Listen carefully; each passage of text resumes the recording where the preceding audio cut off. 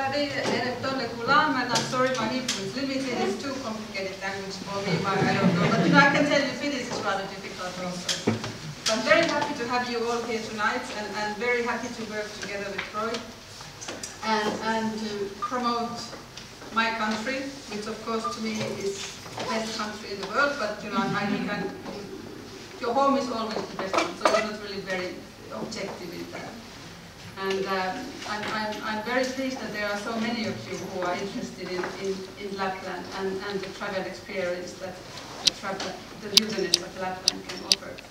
We met, I think it was August or September. There was a similar kind of a smaller event, and I said there also a couple of words in the beginning, and I was talking about the Lapland, how it offers you solitude and loneliness, and you know, it's quiet.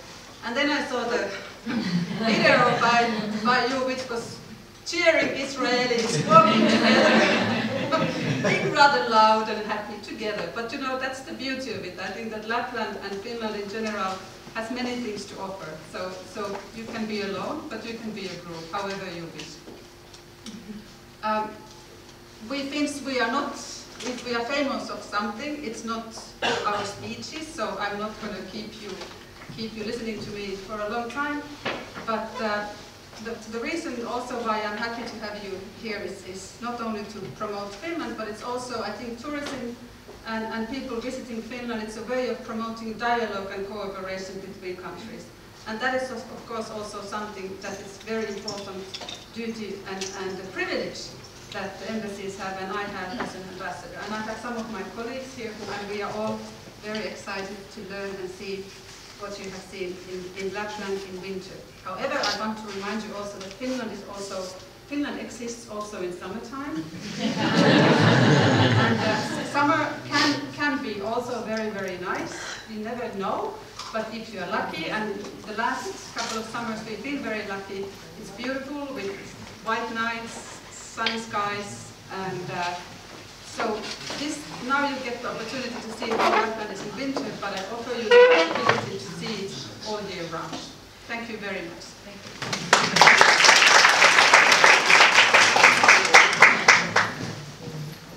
Good evening, everyone. I'll speak in English, okay, of course, and I was also notified it previously in the invitation, so no one will get insulted or something. So I really hope that you could understand my English, and if something is not clear, please ask. It doesn't matter. No, it's okay. Don't be polite. Well, the presentation is in English, so no backing up now. Okay.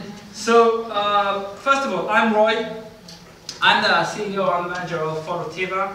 Phototeva is a travel company which specializes in photography expeditions, but also in experience expeditions. We're looking for adventure.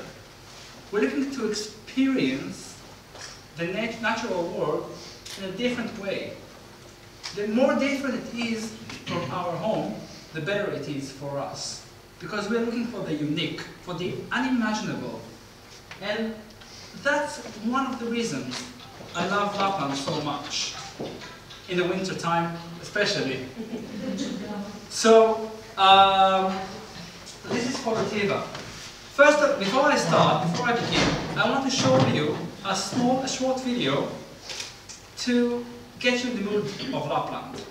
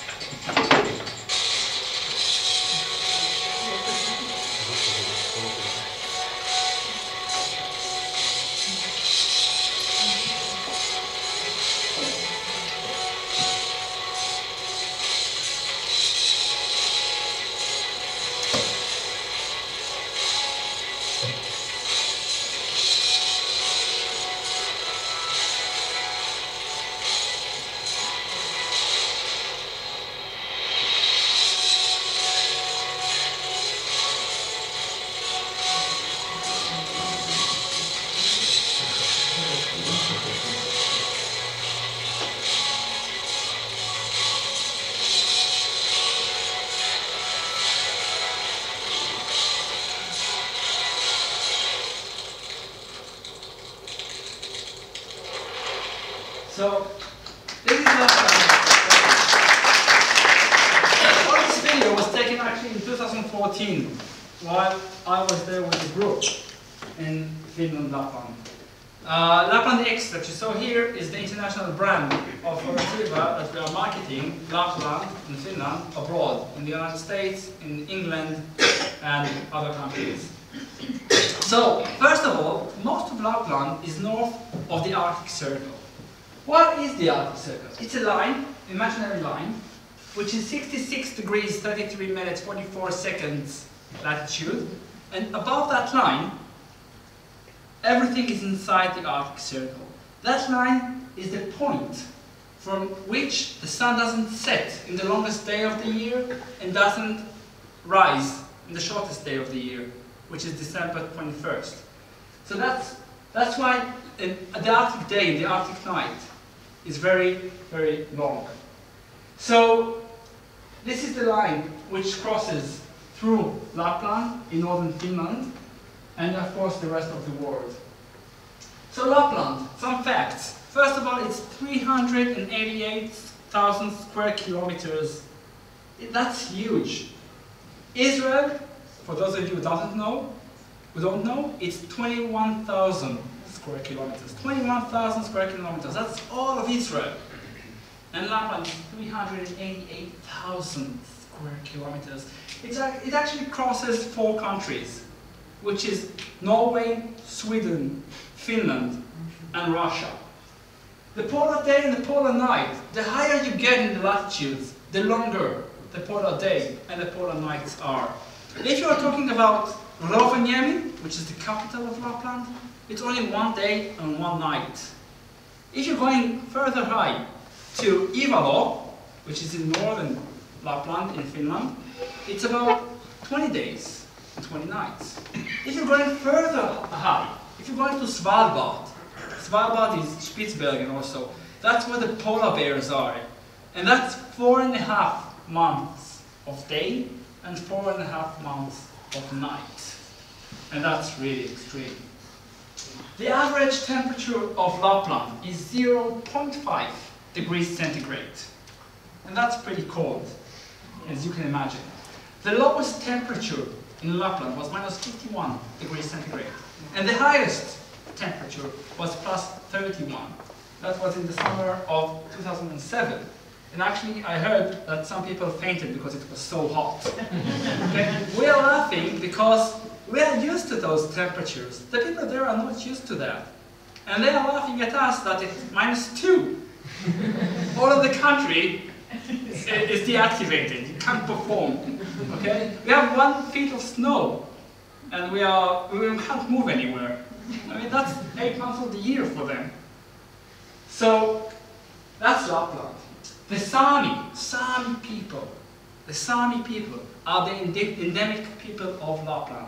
Those are people who traveled from the central plains of Asia around 1,000 years ago. And they settled in Lapland, in northern Scandinavia. Okay? And you could think that, why would someone settle there 1,000 years ago? Well, if you think about it, the central plains of Asia, which is very high, are much colder, much colder than Lapland. So for them it's better conditions and no competition. And there are people of nomads. That means that they travel with their reindeer and they live in kotta, in mobile houses, and they travel with them with dog sledge. Today every other Sami are very modern and they use cell phones and they use snowmobiles and they use guns. And all the reindeers in Lapland are owned by someone. There are no wild reindeers in Lapland. They're all owned by someone, and they gather all the herds in the time for their shedding. And the rest of the year, they're all free to roam the land of Lapland as much as they want. Some celebrities that you didn't even know that are from Lapland. Okay, first of all, there is Santa Claus. Santa Claus, and a great marketing act from the people of Rovaniemi. Well, you know Santa Claus is from the North Pole. So the people of Rovaniemi said that it's from there. So they have the Santa village. and they can send postcards from there, from the Santa village, each Christmas with a Santa Claus stamp. Actually, did you know that if you go to Rovaniemi airport, you can put a stamp of Santa Claus in your passport? I have one. Okay? So next year if you go there, you can put a stamp in your passport. Another celebrity is Lordi. Lordi is a band that came from Rovaniemi, which is the capital of Lapland, and they actually won the Eurovision of 2006. And because not much happens there, winning the Eurovision was a really, really big thing. So they changed, in Rovaniemi, that's actually true, they changed the name of the central plaza in Rovaniemi from Sampo Keskus, now it's Lodi Keskus. Okay, so that's the main plaza of Rovaniemi is now Lodi. And they have their feet and their claws in concrete in the middle of town. That's true.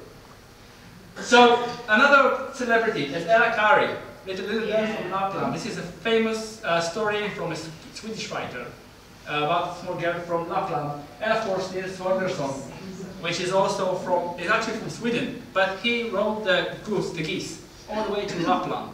And if you don't know this story, Nils Holgersson was very cruel to animals. And he was casted a spell, and he became like a little person. And he rode with the geese, with Aka and Ogi, that's Hebrew names, to Lapland. Okay, and of course, the Mumins. Okay, and they are Finnish, and there's actually the Mumin village in southern Finland. And actually, does any of you know what kind of animal is the Mumin? Do you know what kind of animal are they?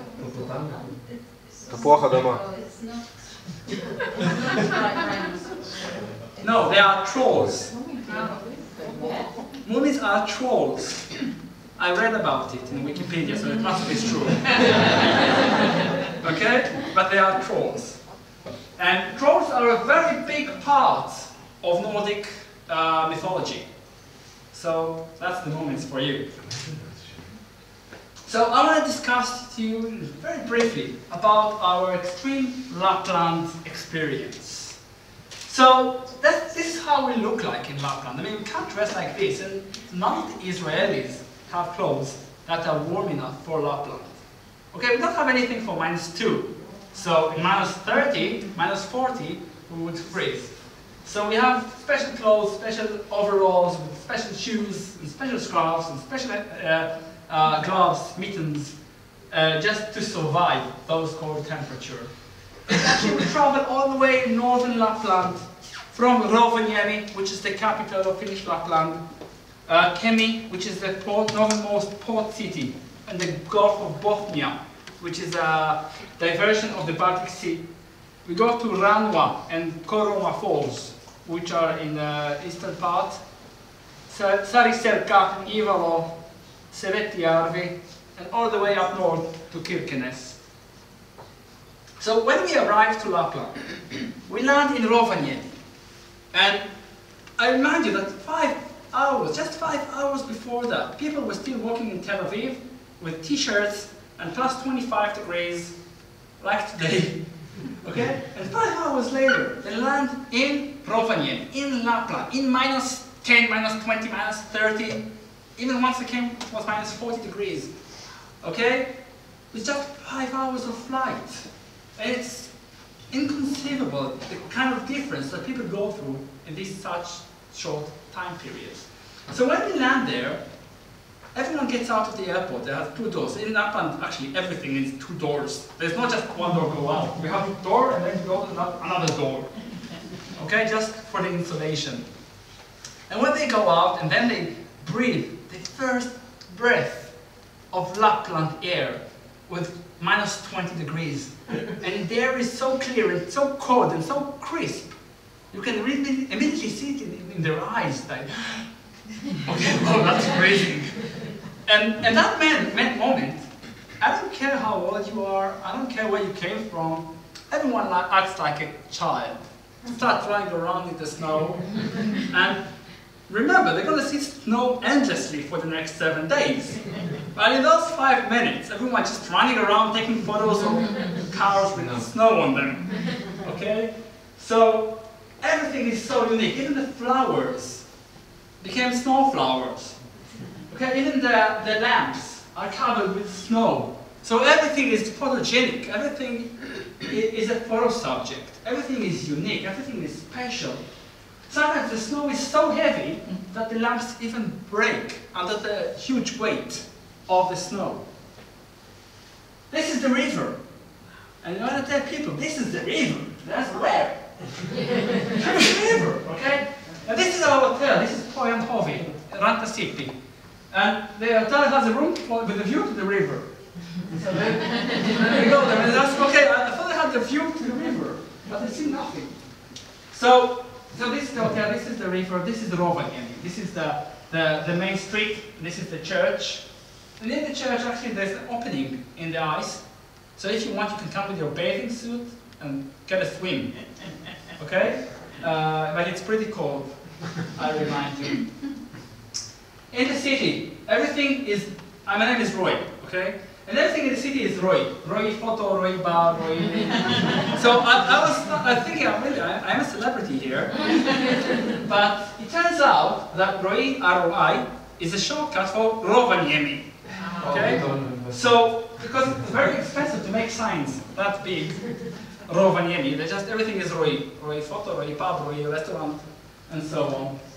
So, and actually also, Rovaniemi is very proud to have the northernmost branch of McDonald's. Okay, that's one of the attractions. So if you want, you can eat there. They say it's a virtue of healthy life. So I don't believe them, but that's what they say. So as you can see, everything is unique. We do husky dogs. Okay, a lot of people know husky dogs in Israel. Yes, husky dogs in Israel they seem to me like they suffer because it's so hot in here, okay? And they look like they're sweating everything through their tongue, okay? And actually in Lapland, that's the natural habitat, that's the natural environment for them. And they perform best when it's minus 20 degrees. That's when they run the best. When it's minus 5, when it's a heat wave, and it's minus 5, it gets too hot for them. And they need to rest in the snow and get snow in their mouth and everything just to get cooled down, because they can get heat stroke. And I only can imagine what they feel like when they're in Israel and it's plus 40 degrees. Okay? So I really pity those dogs in Israel. But there, when you see them in the natural environment, you can see what they are meant for. And they pull the sledge, and they do it marvelously. And they do it in a magical landscape just around Rovaniemi. And everywhere is magic. Okay, you don't have to go too far. You really just drive 5 minutes out of town, and you see all the wild wilderness, all the snow, and all the trees are covered with snow. And then you can see the beauty of those husky dogs. They sleep outside, they eat outside, they never go inside. They always love it outside. Their fur is very thick and very dense. So none of the cold air reaches the skin surface. This is one of the hot days. You can see it's so hot for him. So he's checking the snow off. And here is yawning. And this is the way we travel with them, with the dog sledge. So sometimes the dogs pull you. When you go uphill, you start to become a dog and you push yourself to help the dogs. And actually, it's always in a pack of 6. The 2 smartest dogs are in the front, and that's usually the females. The 2 strongest dogs are in the back, and that's usually the males. And the 2 in the middle are in residency. Okay, they learn the job. Okay, they learn from the females and they learn from the males. Okay, as you can see here. Okay, that day it was minus 35 degrees. And even your eyelashes freezes. When your breath freezes, your hair freezes. Okay. Okay? But you learn how to get along with it. Meaning that if your eyelashes freeze, you don't tear it off because you tear off your eyelash. What you do is do like this, and you melt it, and then you can open your eyes again. Okay? So you know, there are tricks for everything. But people there are used to that, and they live like that all their lives. And that's how amazing it is. Corona Falls. That's a little gorge created in the last ice age, when glaciers, 2 kilometers thick, covered Scandinavia and Finland. And when they melted, a little gorge, a little crack in the rock remained, and that created a waterfall. In the summer, the waterfall flows really freely with lots of water, but in the winter time, it freezes solid. And then you get, in this gorge, in this landscape, you get this magnificent view of the frozen falls. Every Sunday, both Finnish people come there and climb the falls all the way to the top. Here you can see it in the day, that day it was snowing, and you can see lots of snow was covering the falls as it is. And that's the way it looks from the bottom. The Sampo icebreaker. The Sampo icebreaker was a military icebreaker. It was built in 1964 and retired from the military in 1987. Like a lot of people from the army, after it retired, it went into tourism. Okay? So the city of Kemi, which is the port city, bought this boat, and since then it uses it for tourism purposes. Taking tourists on an icebreaking cruise in the winter, but in the summertime, since it can't cruise in open sea, it becomes a floating restaurant. So this is the Sampo. Sampo is actually in the Nordic mythology. It's the horn of blessing. How it's called? The Kevin Sheffield? Okay?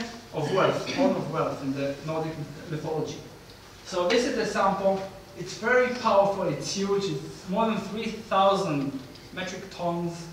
And it has 4 huge diesel engines that drive 2 huge electric engines to break the ice.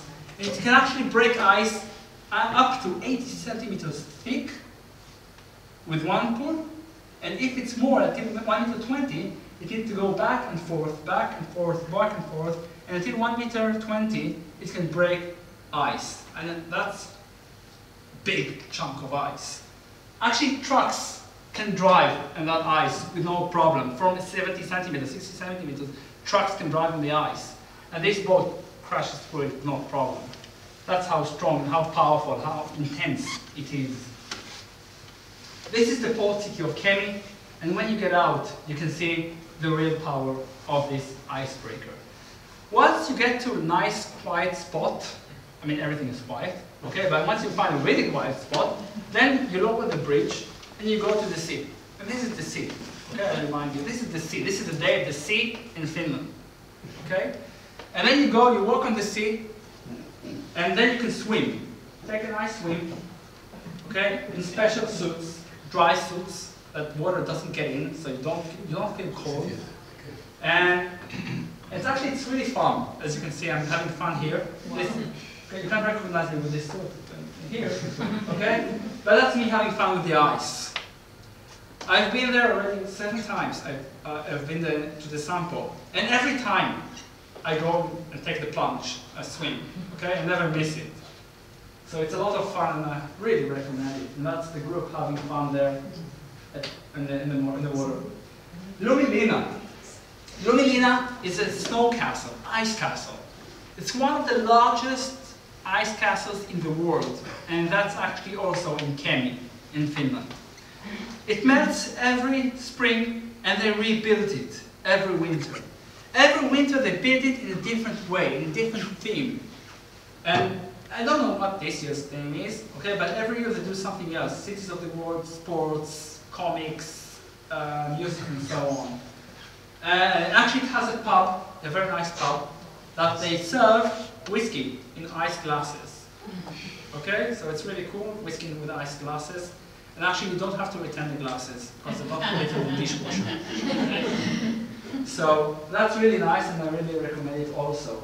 This is cities of the world theme. So every year it's a different theme.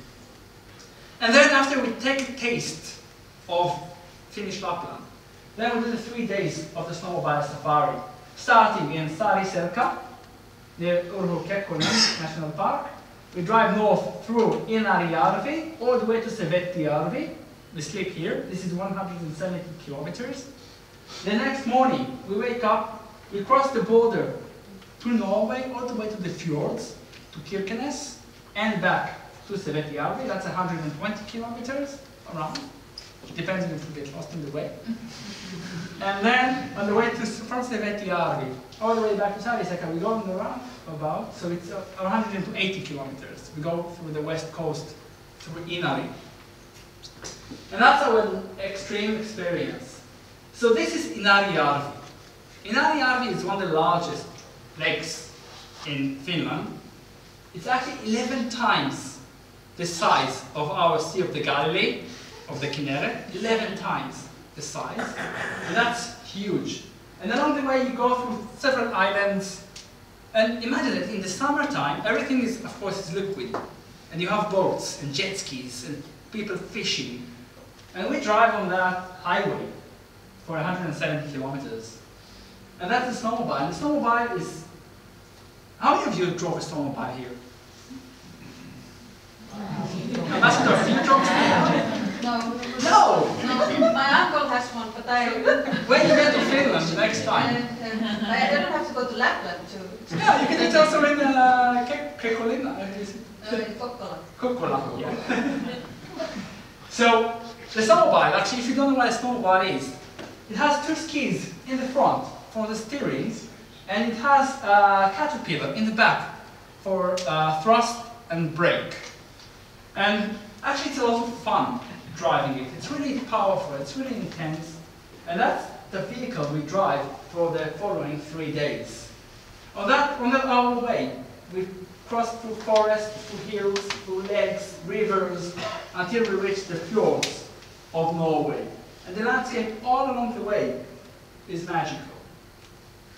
And that's actually the fjords already.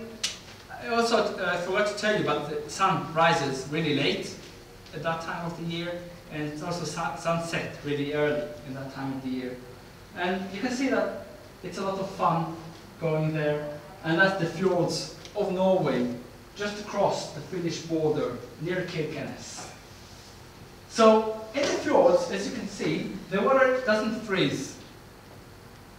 That's because it's salt water, and the currents are pretty warm that come from the Gulf Stream to the Arctic Stream.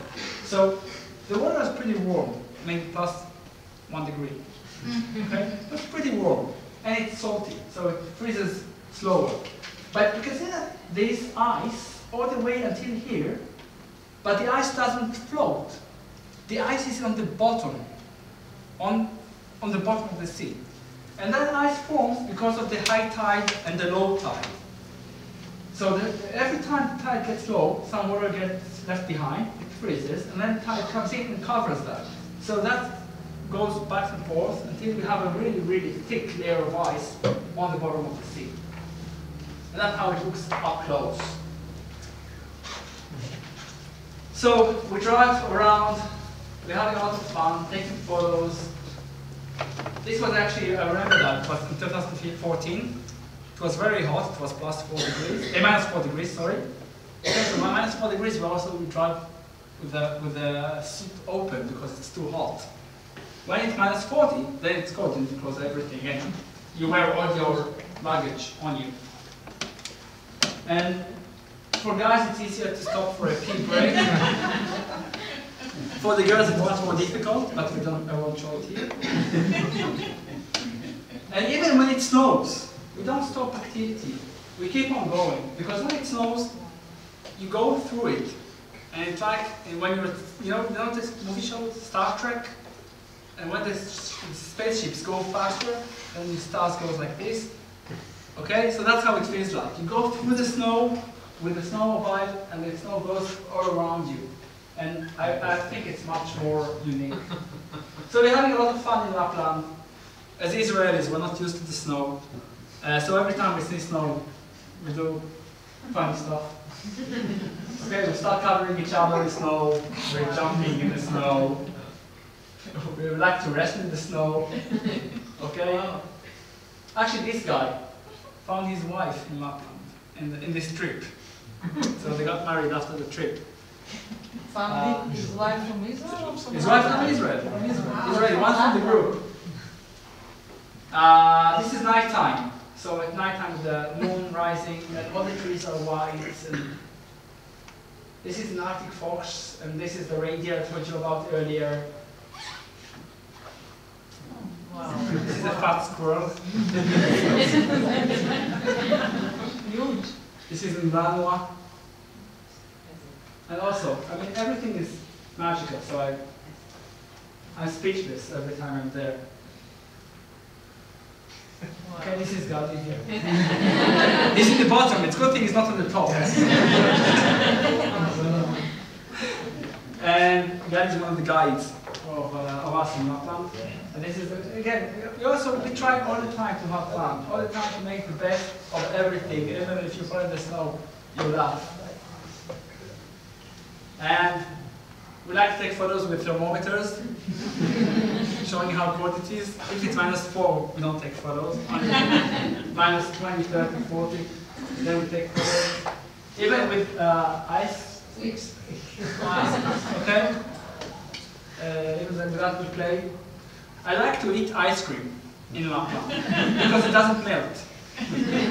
Okay? Here you have to eat it really fast because it melts and everything is getting messy.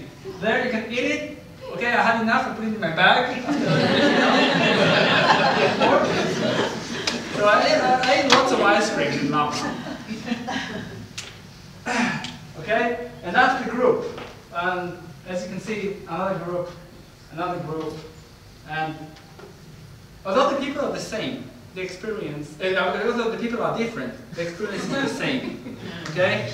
Every group feels it like this is the most special group. This is the most special experience people ever had in Lapland. And that's something every group says. And it says something about Lapland. It says something about this experience. And that's one of the things I really like about it. I want to show you something. Until now you saw everything from my point of view. Now I wish to show you something from one of our travelers' point of view. That's a video one of our travelers took of his experience of Lapland. I'm showing you just a small part of it, just to let you know how he sees it.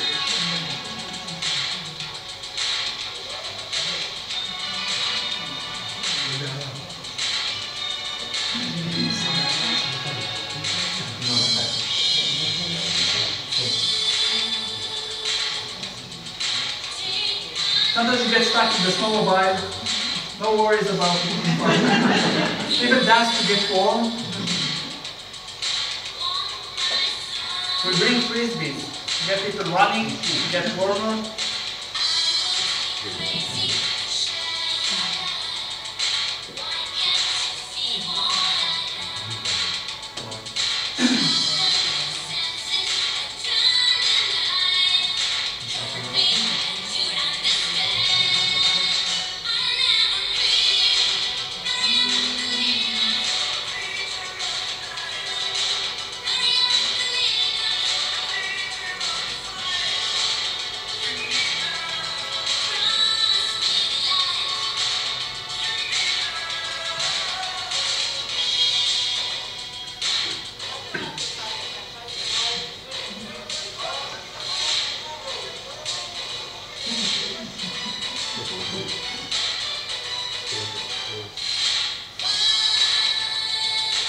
So the sun sets really early. And here you see that the sun sets, and they keep going with the snowmobiles in the wilderness. And even this group even saw the aurora borealis while driving with the snowmobiles at dark. So now I'll discuss to you about the aurora borealis. This is one of the most unique experiences of the northern hemisphere. Okay, it's Lapland and of course Alaska, and Canada. But you have to get really north in Alaska and Canada to get to see those. And in Lapland it's really easy because it's really further south. So the aurora starts at the sun, with huge mass of the sun exploding and reaching, some of it reaches Earth, but in Earth we have the Earth magnetic field to protect us from the solar mass ejections. But in the northern region and the southern region of the magnetic sphere, some of the mass reaches the upper atmosphere of Earth, and there it reacts with atoms, usually oxygen atoms. And what happens then is light is emitted. And when I'm saying light, I mean green light. And it's in a belt around the magnetic pole. And it's really high. You can't touch it. Okay, it's 180 kilometers high. 180 kilometers high. And of course you can't hear it because it's out of the atmosphere. But when you see it, you know that it's magic. 2015 is the peak. 2015 is the peak of the solar cycle. The previous solar cycle was in 2001. This peak is 2014, 2015. So we are right here at the solar cycle. This means that this year, 2015, supposed to have lots and lots and lots of aurora, lots and lots of northern lights. And actually this past couple of months, almost every night, there was aurora activity. So we are really looking forward for this year's aurora. But next year, 2016, 2016 is supposed to be a decrease, not a decrease, until the solar minimum at 2020. 2020 we don't expect almost any aurora at all. And 2015 you are very lucky to be there, 2014, 2015. So what's it look like? This is the aurora I photographed this year, 2014. This is time-lapse, which is, this is high speed of the aurora. And this is how it looks like in still images and not in video. This is Rovaniemi, the capital of Lapland, Rovaniemi, bless you. This is taken in Ivalo, northern Finland. This is also in Ivalo. This is our group photographing the aurora borealis near Ivalo. This is Ivalo actually, right behind these trees. This is near Rovaniemi. This is up north. And this is what it looks like. And you can understand why I am addicted to seeing that every year. So, another short video to summarize what I've talked. This is our experience, this is our adventure for the North Pole.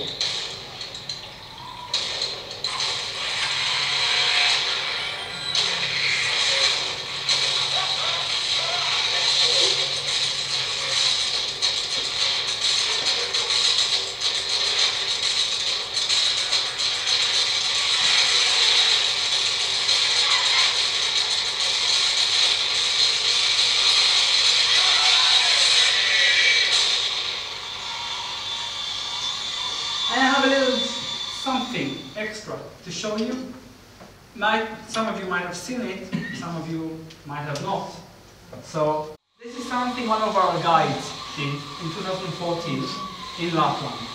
There's a famous song by Albert Einstein saying "Kamaham," how hot it is.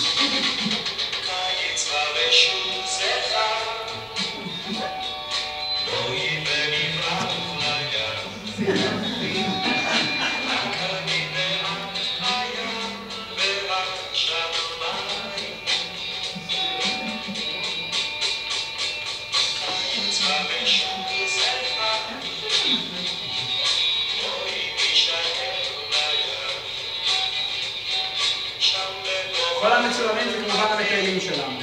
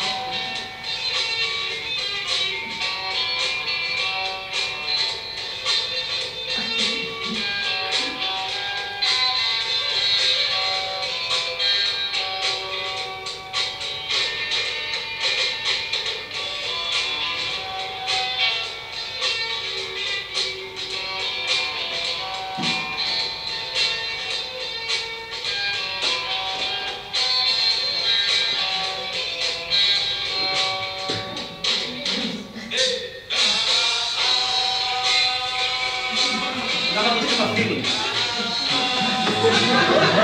He's our Finnish guy. This is the camera.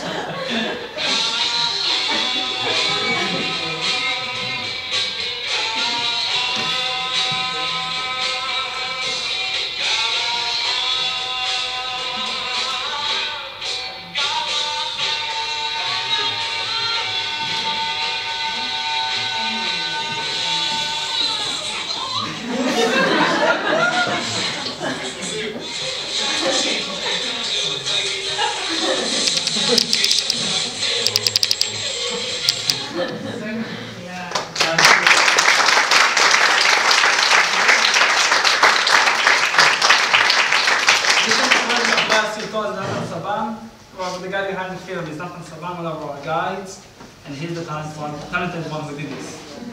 So, the talkative. He made this as they went along. They had it in their iPhone, and they put it on, and they did sang with it playing in the background, and that's how it went. So, my time is up.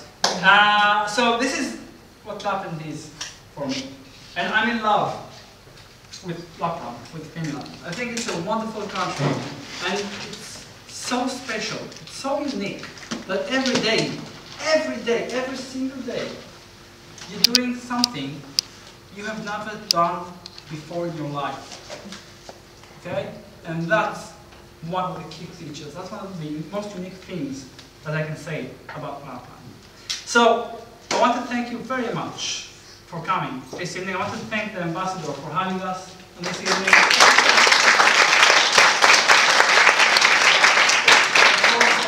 All of the embassy team for the great support and their help. So this is I really appreciate it. Yes, thank you. So, I forgot something, and actually, my job is vacant from summer 2016 onwards, so maybe, maybe you can become Finnish ambassador because you are so good in promoting our relations. But I forgot something, that there's the travel fair in Tel Aviv conference next week. So if you want to try your luck to win tickets to Helsinki, to Finland tickets, Finland flies twice a week, direct flights on summertime when you are not there, but also sometimes. So there's the possibility to win Finnair tickets to Finland and from Helsinki to continue to Tallinn by boat. So please come and meet us there and try your luck. And thank you also for my part for coming here.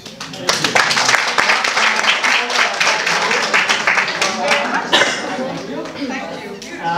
So next week we start. Next week we start.